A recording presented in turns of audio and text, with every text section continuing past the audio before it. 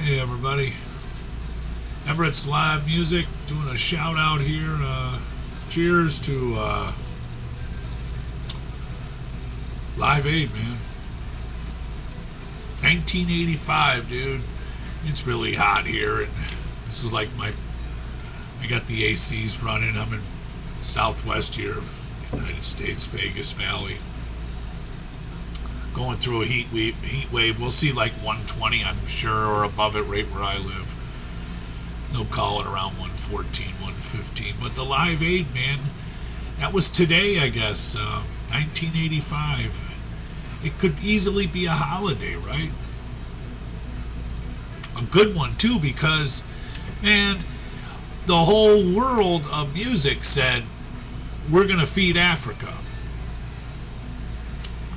You know, and when I think about that, I think about some stuff I've heard and read and listened to, and, you know, that maybe that's where all of humanity started. And then it just branched out from there, you know, a couple million years ago, and then, like, it's only hundreds of thousands, I think. I can't remember the exact numbers for us, for the Homo sapien, but the evolution of it all and how it all came to be, it's best that we can remember comes from there. And then the idea that, like, the way Africa is, when you understand how it's, because you say, well, we'll go where the food is and stuff, but like in many other regions of the planet, there's more rivers that are sustained through the year. They keep running. They're perennials. They just run all the time.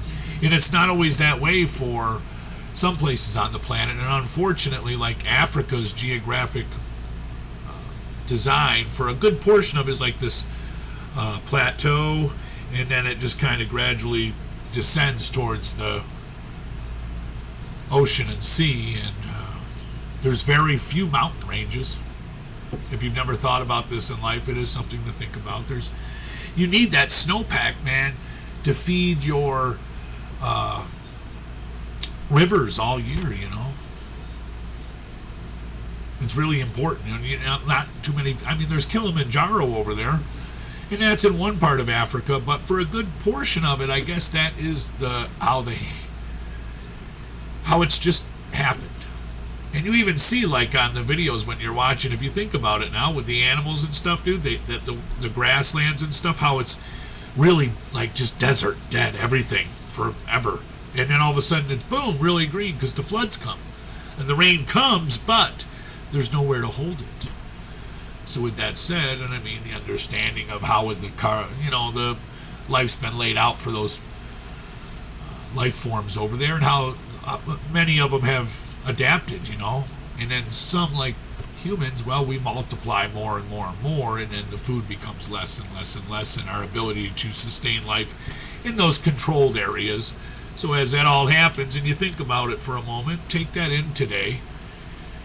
Like a real quick recap, and then, you know, they're going through big struggles and stuff. Now, I don't know how you overpopulate so bad in some areas on the planet, but as it happens, and then we see the need to help one another, that is today. So I'd be interested, like, in the groundwater situation over there, because I study water, so I'd be thinking to myself too, like, wonder what the underground water is then, because if the water comes, and it comes really good at times, it's got to go underground to a degree too. It must be the underground aquifers are not holding the water well enough to drill, and I don't know, man. For most places on the planet, that'd be a good one to look into, but I'm sure they're already tapping into that and have thought of it. But it would be interesting to find out how the recharge rate of the underground aquifers are. I understand you don't have a snowpack above, but it'd be interesting to find out. There's some terms we would use, piezometric pressures, and how well that it holds, and the drawdown effect. So when you're pumping water, how far does it go down per gallon per minute? There's all these things you think about for them to try and help. But the fact is, they don't have much food over there. We helped them out in '85, right? Big freaking concerts all over the planet, from Moscow to Sydney to London, and the States and everywhere, right? Around the planet. And they raised all kinds of money. Such a cool day, man, for like that happened. So cheers to that today. And all the bands that played, from Sabbath to Queen to Dylan to, the list just went on and on and on and on and on.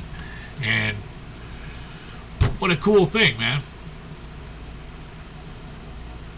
A cool day, one day that could be heavily remembered, and honored and, praised. And then what are we doing in the future for all those ideas? But, hey, man, peace out. Good day for rock and roll, man. A great day for rock and roll around the planet.